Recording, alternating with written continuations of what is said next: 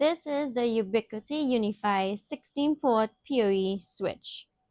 There are 16 gigabit Ethernet ports at the front.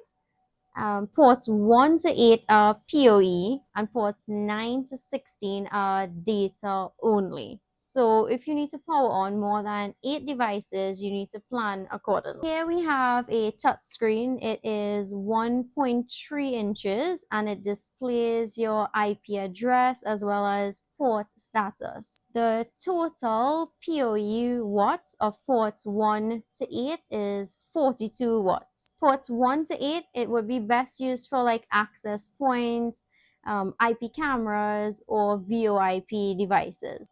We also have two SFP uplink ports. These would be suitable for like fiber uplinks or switch-to-switch connection. The Ubiquiti switch is fanless, so it is silent. It is also managed with a UniFi controller and supports VLAN traffic monitoring and port control. It will integrate seamlessly into the UniFi ecosystem. So since it is a layer 2 switch, it does not have any router features. And lastly, it is rack mountable. It does come with 2 brackets as well as a couple of silver rack screws. And yeah, that is it.